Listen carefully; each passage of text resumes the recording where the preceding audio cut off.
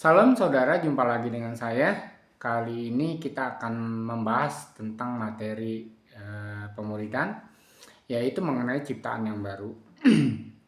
Eh, Ciptaan yang baru ini memang jarang dikhotbahkan.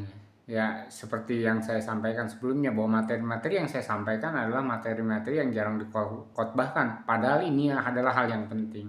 Hal yang penting yang harus sebenarnya dikhotbahkan terus-menerus, ya, bukan masalah pertolongan Tuhan, bukan masalah berkat Tuhan, bukan masalah janji-janji Tuhan. Karena di dalam perjanjian baru adalah kita hidup di dalam perjanjian yang baru. Kapan perjanjian yang baru itu dimulai? Yaitu ketika Allah menaruh kepada kita hati yang baru dan pikiran yang baru, sehingga kita tidak lagi saling mengajar kenalah Tuhan. Itu ada janji Tuhan ya, nanti akan dicari firman Tuhannya. Aku akan membuat perjanjian yang baru kepada manusia. Aku akan menaruh hukumku di dalam loh hati manusia, bukan lagi di dalam loh batu, bukan lagi di dalam perkamen-perkamen ya. Kalau di zaman perjanjian lama ada perjanjian itu yang ditulis lalu dibacakan setiap waktu, tetapi Tuhan di dalam perjanjian baru itu menaruh hukumnya di dalam hati kita, sehingga beberapa hamba Tuhan mengatakan begini, ada orang yang tidak mengenal Tuhan, tidak kenal Kristen, tidak kenal agama di suatu daerah terpencil, tapi mereka takut dosa karena Tuhan menaruh hukum itu di dalam hati mereka. Mereka punya adat istiadat, punya etika moral, ya kan, karena Tuhan menaruh hukum itu di dalam hati manusia. Jadi pada zaman akhir ini memang itu adalah perjanjian Tuhan, sehingga bagi orang-orang percaya, ya, ketika kita menerima Yesus, Roh Kudus dimateraikan kepada kita. Roh Kuduslah itu yang menuntun kita untuk mentaati hukum-hukum Tuhan itu, gitu kan. Nah, tetapi bagi orang yang belum percaya Kristus, Tuhan sudah memberikan hati yang baru dan pikiran yang baru, sehingga setiap manusia itu mengenal Tuhan, ya. Ini yang harus kita belajar bersama. Jadi menjadi Kristen itu bukan menjadi beragama, menjadi Kristen itu bukan supaya kita masuk surga.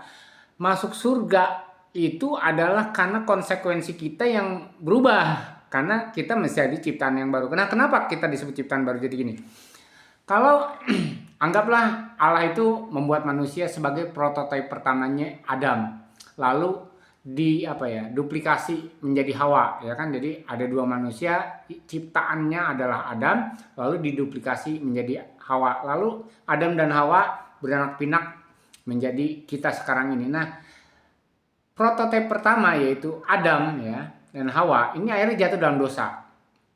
Ciptaan yang Allah bangga-banggakan, yang serupa dan segambar dari Dia, ya kan, yang rohnya berasal dari Dia sehingga manusia itu hidup, ya. Binatang, hewan dan segala macam tidak memiliki roh Allah, ya kan, karena tidak berasal dari Allah. Tetapi manusia ketika diciptakan dia berasal dari Allah rohnya, sehingga menjadi hidup. Jadi hidup manusia dan hidup binatang itu akan beda, karena hidup binatang tidak memiliki roh Allah, tetapi manusia memiliki roh Allah. Nah, tetapi ketika kita jatuh di dalam dosa, Allah menantikan, ya, seberapa besar kerinduan kita kepada Allah, seberapa besar kita dituntun oleh Allah. Jadi kematian terbesar waktu itu bukan mati jasmani.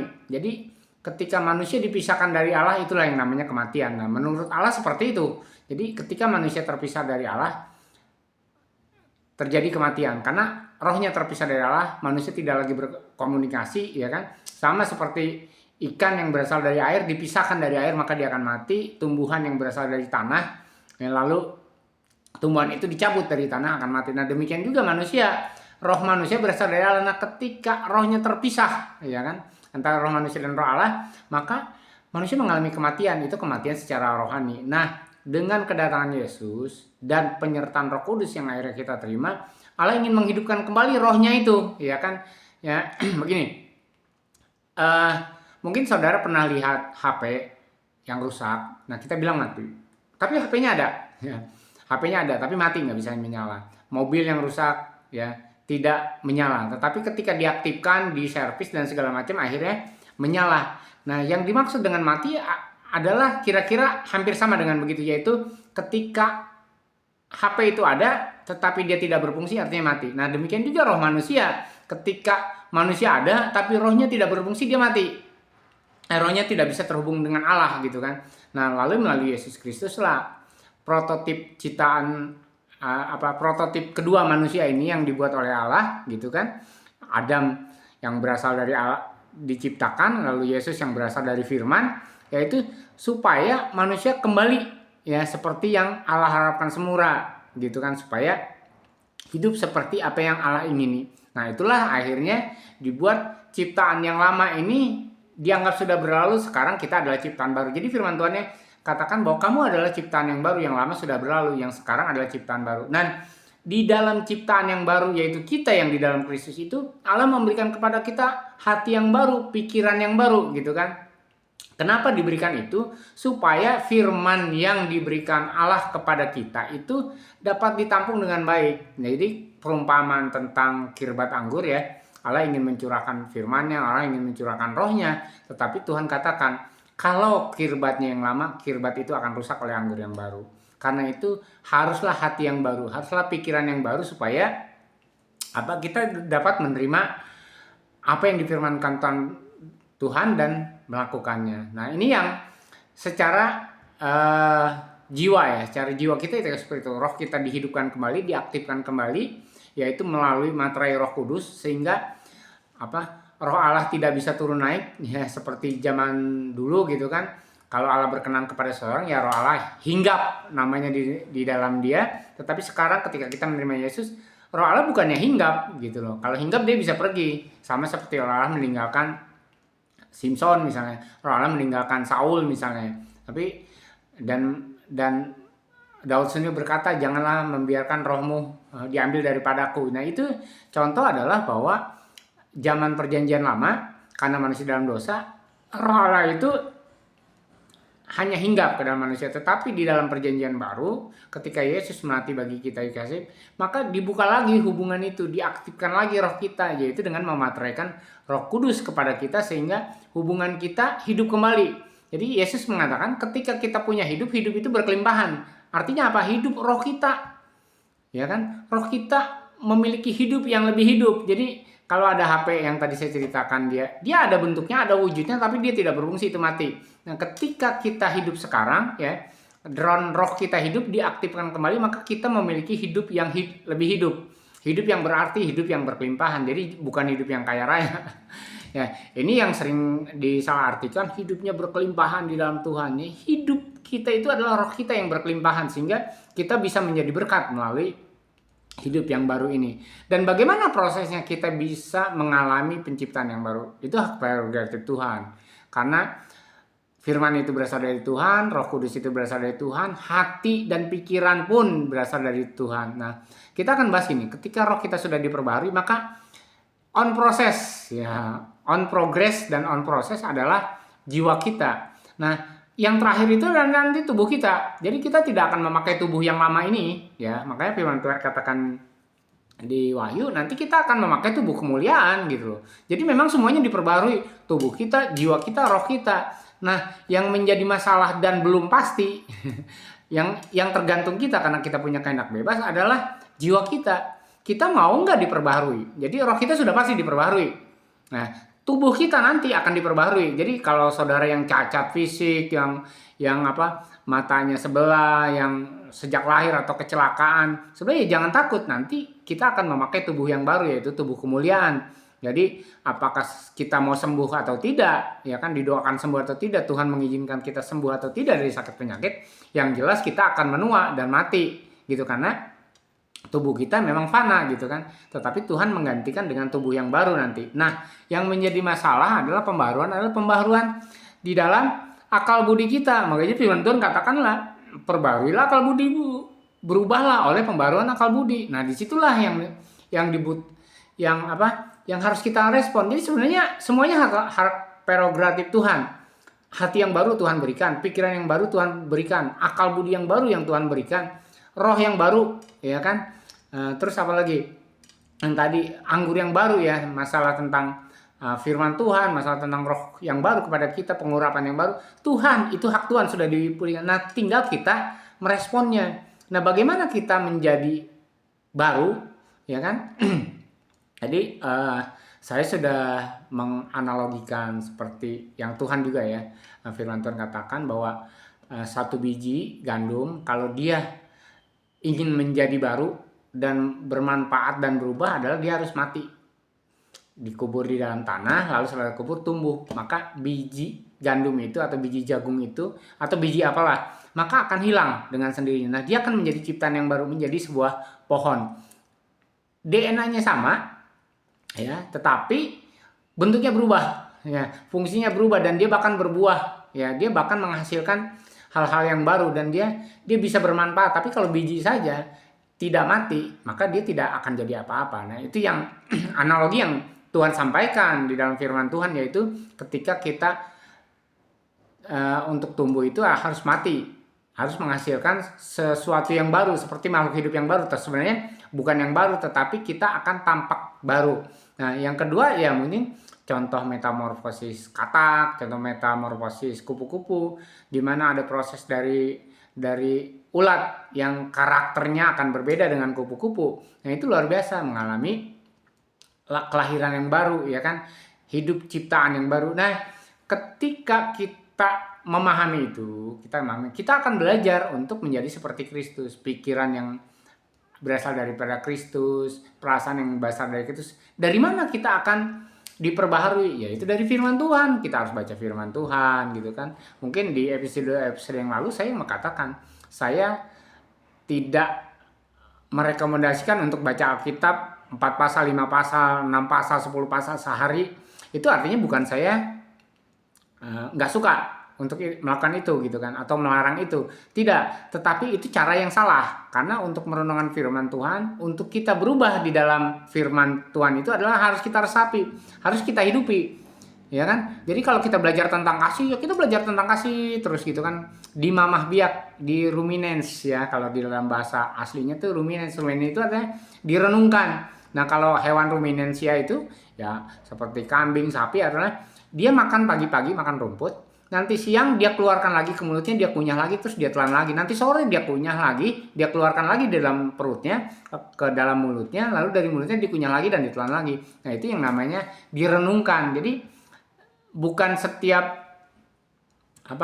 hari firman Tuhan itu kita baca pasal yang berbeda, segala macam yang berbeda. Betul, itu adalah untuk pengetahuan kita, tetapi tidak menjadi perenungan kita. Kalau direnungkan kan setiap hari, gitu. Allah adalah kasih, Allah adalah kasih, Allah adalah kasih, setiap hari dari pagi, siang, malam, sehingga kasih itu benar-benar kita lakukan dan kita laksanakan, bahwa ketika kita mengasihi, kita mengenal Allah. Yang tidak mengasihi tidak mengenal Allah. Sampai sejauh itu, sampai akhirnya gini, kita menjadi enggan tidak mengasihi. Jadi siapapun kita kasihi, karena kita berusaha untuk mengenal Allah. Karena sudah ditaruh hukumnya ke dalam hati kita, supaya kita menurut kepada hukum yang baru itu, yaitu perjanjian yang baru yang dimateraikan dengan darah Kristus, kepada hati yang baru, pikiran yang baru yang Tuhan taruh di dalam kita. Nah, tinggal kita meresponnya, ya.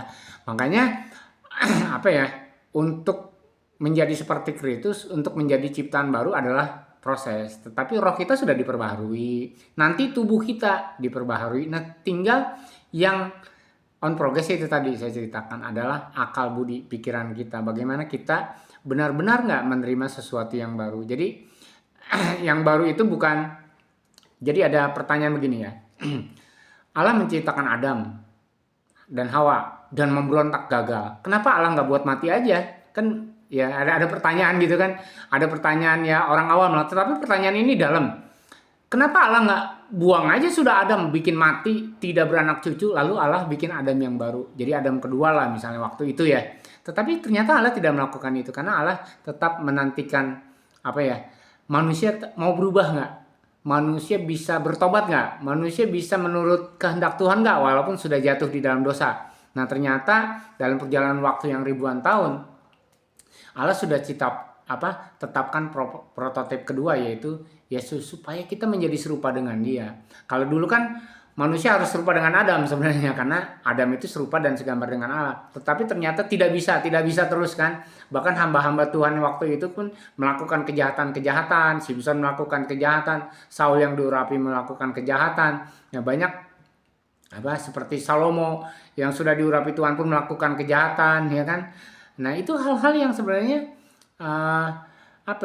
yang Allah melihat bahwa ternyata memang harus benar-benar baru, gitu loh kan. Jadi anggur yang baru Allah mau taruh firman yang baru, perjanjian yang baru Allah mau taruh, tetapi Allah sudah siapkan infrastrukturnya, yaitulah hati yang baru dan pikiran yang baru. Nah, ketika urapan yang baru, perjanjian yang baru, ya kan, ditaruh di dalam hati dan pikiran yang baru, maka akan selaras, akan sempurna. Itu cerita tentang tadi yang saya sampaikan adalah tentang anggur yang baru harus ditampung di dalam tempat anggur yang baru, di dalam kirbat yang baru. Sebab kalau anggur yang baru dikasih ke kirbat yang lama, nanti kirbat itu rusak, anggur yang baru itu tumpah dan tidak berguna, gitu kan. Demikian juga misalnya anggur yang lama dimasukkan ke dalam kirbat yang baru, ya itunya menjadi rusak juga, gitu kan, anggurnya, gitu kan. Nah, ini yang akhirnya Tuhan tetapkan kita diberikan hati yang baru dan pikiran yang baru dan diperbaharui setiap hari. Nah, ini yang uniknya ya, yang uniknya adalah kita diperbaharui setiap hari. Nah, tetapi kita tidak menyadarinya. Nah, makanya gini, banyak pernyataan-pernyataan hamba Tuhan yang sering melakukan pemuridan, kok orang udah sering ke gereja tidak berubah ya? Karakternya tidak berubah, karena dia tidak mau menjadi ciptaan yang baru. Jadi hak dia juga untuk menolak menjadi ciptaan. Yang penting mas saya jadi orang Kristen, ikut Yesus, masuk surga. Tidak penting menjadi ciptaan baru atau tidak. Nah, ini yang sebenarnya yang tadi yang nantilah kita bahas, itu menjadi perdebatan. Benar nggak orang itu bisa masuk surga? Karena kan dia punya hak prerogatif untuk menolak pembaharuan itu, pembaharuan akal budinya dia tolak, gitu kan. Jadi dulu hamba dosa, lalu menjadi hamba Tuhan, tapi tetap aja ingin menghambakan diri kepada dosa. Sama juga orang Israel, dulu hamba Mesir, lalu diselamatkan oleh Musa, tapi pengen aja kembali ke kehidupan seperti Mesir. Jadi tidak diperbaharui. Tapi orang-orang yang setia akhirnya menikmati tanah perjanjian, yaitu tanah yang baru, segala sesuatu yang baru. Dan itu yang yang diceritakan lah tentang perjalanan bangsa Israel dari Mesir kepada tanah perjanjian. Sebenarnya sama, kita juga secara rohani mengalami seperti itu. Ketika kita sudah ditebus dari dosa kita harus meninggalkan manusia lama kita dan hidup di dalam pembaharuan itu. Dan saya sebenarnya pernah berdebat dengan teman, gitu kan. Tapi kan kita hidup masih di dalam daging. Ya iya, tapi dagingnya itu tidak berkuasa atas kita kalau roh kita diizinkan berkuasa. Nah, yang menjadi gini, aduh saya pengen makan yang enak, roti yang enak, gitu kan. Ya nggak apa-apa, karena memang segala sesuatu itu yang enak kok di dunia. Tetapi kalau itu menjadi menjadi tujuan hidup kita dan kita tidak mau berbagi, gitu kan. Saudara tahulah ada roti yang harganya ratusan ribu, ya kan. Dan itu mungkin ya, kalau itu lebih penting saudara makan roti yang harganya ratusan ribu tetapi mengabaikan orang miskin yang di sekitar saudara yang butuh uang makan nasi bungkus 10.000, ya itu menjadi aneh karena saudara masih hidup di dalam budaya yang lama, di dalam karakter yang lama, di dalam manusia yang lama. Tetapi Tuhan katakan kita hidup di dalam manusia yang baru, ciptaan baru, dan diperbarui setiap hari. Nah, untuk diperbarui kan harus diizinkan. Makanya Tuhan berdaulat kalau kita izinkan berdaulat. Ya, harus dipahami, Tuhan berdaulat kalau kita izinkan Tuhan berdaulat. Tuhan berdaulat atas hidup kita kalau kita izinkan, tetapi kalau tidak kita izinkan ya tidak, gitu kan. Ya, pemberontakan manusia karena tidak mengizinkan Tuhan berdaulat di dalam hidup kita. Nah, akhirnya hidup kita itu walaupun sudah Kristen, baca firman Tuhan, katanya diurapi Roh Kudus, bahasa roh setiap hari, karakternya tidak berubah karena dia tidak mau dan tidak mengizinkan. Dia ingin masih punya hati yang lama. Jadi kalau saya ceritakan, mungkin saya juga sama. Jadi saya tidak perlu menceritakan saudara atau siapapun, saya juga mengalami hal yang sama. Ketika saya hidup di dalam firman Tuhan, belajar firman Tuhan, tetapi ternyata karakter saya tidak berubah. Nah, ternyata saya tahu, saya itu dulu hidup miskin, saya itu ingin kaya. Jadi ketika ingin melayani Tuhan, saya ingin cari uang melalui pelayanan, gitu kan. Nah, itu terus kalau ketika saya pelayanan saya dihormati, karena dulu saya orang miskin dan tidak dihormati, saya diinjak-injak gitu. Bahkan saya mengalami kepahitan dengan beberapa orang yang karena saya susah gitu, anak yatim saya, gitu kan. Dan saya mengalami, tidak bisa, saya tidak bisa hidup sebagai anak yatim seperti dulu. Saya tidak hidup sebagai orang susah yang sekarang balas dendam, gitu kan. Nah, itu akhirnya saya belajar untuk membunuh diri saya sendiri, untuk mematikan segala kedagingan saya sendiri. Ya sudah, saya melayani Tuhan, saya memberitakan firman Tuhan, orang mau terima atau enggak, monggo, terima kasih, gitu kan. Terus orang mau marahin saya tidak, terima kasih karena saya sudah mati. Ya, jadi karena ciptaan yang baru itulah, gitu kan, ciptaan di dalam Kristus sama seperti Kristus hidup, demikianlah saya berusaha untuk hidup seperti Kristus ya. Ini yang saya sampaikan. Yuk kita belajar untuk diperbarui setiap dari hari ke hari. Bagaimana? Yaitu dengan melaksanakan firman Tuhan, bukan membaca firman Tuhan. Ingat, bukan membacakan firman Tuhan setiap hari sekian pasal, tapi merenungkan firman Tuhan itu dan kita aplikasikan. Kalau tidak, kita tidak akan diperbaharui. Karena untuk misalnya gini, pergilah jadikanlah semua bangsa muridku.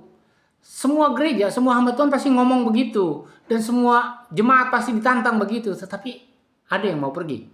Ya, saya ketemu teman-teman hamba Tuhan aja banyak yang nggak mau. Bahkan gini, ada satu ya bapak rohani saya, benar nggak sih sebenarnya hamba-hamba Tuhan itu berkhotbah seperti itu, tapi dia sendiri tidak melaksanakan. Jadi salah satu bapak rohani saya mengatakan, saya mengkhotbahkan jadikanlah semua bangsa muridku karena aku juga sudah melakukannya. Jadi dia tidak lupa memberitakan Injil kepada orang yang belum mengenal Tuhan, walaupun dia seorang hamba Tuhan yang terkenal gitu kan, terkenal, tetapi dia menyempatkan dirinya untuk menjangkau orang-orang yang belum mengenal Tuhan. Nah, itu yang benar gitu kan.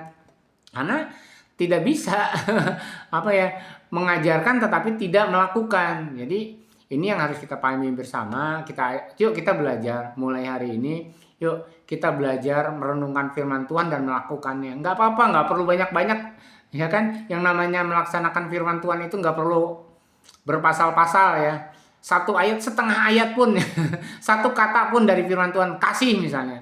Damai sejahtera, sukacita, cuma itu aja kita laksanakan, maka kita akan berubah di dalam pembaruan akal budi. Berubah menjadi manusia yang baru dan diperbaharui. Dan ada satu ayat yang saya pegang sampai hari ini, ketika Tuhan memulihkan umatnya, maka keadaan manusia itu seperti bermimpi. Jadi saya dulu seperti mimpi, wah tiba-tiba di tempat yang mewah segala macam. Nah, tidak, ternyata ketika orang berkata, Parta, lu berubah ya? Lu lain ya? Lu dulu kayak gini, sekarang ini. Nah, terus ketika saya misalnya setiap hari saya ngelihat orang jiwa-jiwa, terus saya nangis, kok saya berubah ya? Teman-teman berkata, kok Parta kamu banyak air mata sih, nangis mulu, ngomong ini nangis. Ketika hati saya berubah ya, memiliki hati Tuhan, ya memang saya berubah dan saya seperti mimpi. Dan saya sempat berkali-kali saya berkata, aku bukan seperti yang dulu lagi. Aku bukan orang yang minder seperti dulu. Sekarang aku yang orang yang banyak ngomong. Jadi sampai kepada umur 25 tahun saya orang yang minder, orang yang nggak bisa ngomong, dan orang yang selalu menghindari orang lain kalau ketemu, walaupun itu kenal, karena saya minder banget. Tapi setelah 30 tahun ke atas saya belajar dan nah sekarang saya menjadi orang yang banyak ngomong, paling cerewet, di mana-mana saya cerewet. Nah ini perubahan yang saya rasa kayak saya seperti mimpi. Nah itulah ketika kita diperbaharui, ketika kita dipulihkan kembali nih tubuh, jiwa, dan roh kita, ya jiwa kita lah yang sekarang kita bicarakan ya, karena roh kita sudah otomatis sudah diperoleh Tuhan, tubuh nanti ya kan, tetapi jiwa kita, ketika jiwa kita kita akan sadar, aku bukan seperti yang dulu lagi, aku yang dulu cengeng sekarang tidak, aku yang dulu gampang menyerah sekarang tidak, aku yang dulu gampang marah sekarang tidak, dan kita merasakan hidup kita itu seperti mimpi. Nah itulah yang firman Tuhan katakan, ketika Tuhan memulihkan kita tersadar seperti mimpi ya. Semoga apa yang saya alami, saudara juga alami seperti bermimpi. Aku bukan yang dulu lagi, karena kita sudah diperbaharui dan kita menjadi yang manusia yang baru. Terima kasih sudah mau menyaksikan, menyimak, memahami, sehingga kita berharap Roh Kudus selalu menuntun kita sehingga kita menjadi ciptaan yang baru, manusia yang baru, punya akal budi pikiran yang baru. Amin.